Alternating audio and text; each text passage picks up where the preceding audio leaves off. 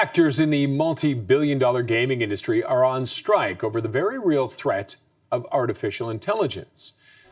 Video game voice actors and motion capture performers are protesting what they call an unwillingness from top gaming companies to protect them against unregulated use of AI. The collective bargaining efforts continue as video game companies express their preparedness to resume negotiations. Joining me now is our tech analyst, Carmi Levy. Thanks very much, Carmi, as always, for joining us. Good to be with you, Roger. Thanks for having me. So how serious a threat is AI to jobs in this industry?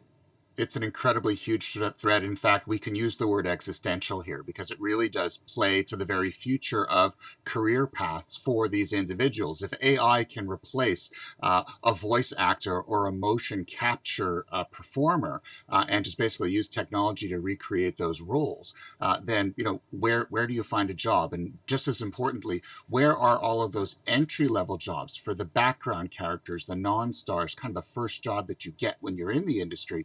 Where do those jobs go? So you essentially slam the door on an entire career path for huge numbers of people. It's exactly the same kind of issue here that's playing out in the video game industry that played out last year with the actors and with the writers, is if you allow AI unmitigated access to the industry so that studios can use it as they wish, then you're going to see entire categories of jobs disappear in the entertainment space.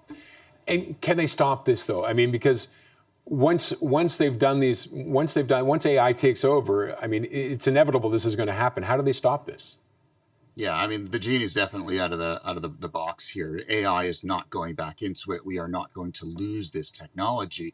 The question is, how do we ensure that there's an appropriate set of rules that balances the need for individuals to have a reasonable chance of a reasonable career of their choice, and of businesses like studios to use technology to their advantage, to hold costs down, to bring productions into the real world in a cost-effective manner and still make money at it. So there are obviously competing priorities here, and the studios will essentially say, we've always used technology to make a better product and do it more efficiently.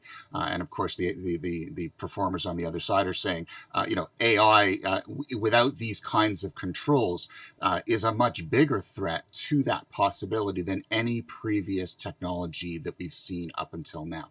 That's really the problem, is AI's potential to disrupt is much greater than any tech that's ever been introduced into the gaming industry previously. And I guess the big thing is AI needs to build its base to be able to create characters. And the only way to build its base is to take it off these people, right?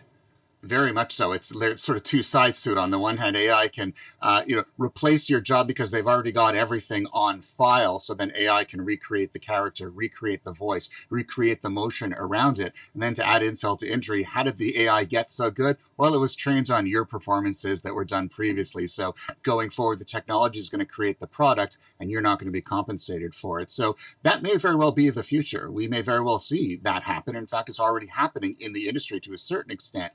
But there's the studios would love for there to be no compensation at all, and the performers are saying, no, we recognize that the technology is going to exist, but make sure that we're part of that equation. That there's at least some humanity injected into the technology, so that we all don't have to look for jobs in another completely different industry. And what kind of an impact is this strike having on the industry right now? So far, not a whole lot. And the reason being is because production timelines for games are incredibly long. So, it might take 2, 3, 4, even more years for a particular game to go from conception to introduction. So right now, major game releases have not been delayed. The strike hasn't been on long enough. But obviously, if this continues into like a months long outage like we saw last year with the writers and the actors, we may very well see some release dates for some games slip maybe by a month or a couple of months. But so far, no impact. We'll keep an eye on it. Okay. Carmi, thank you as always for your insight. Appreciate it, Roger. Thanks.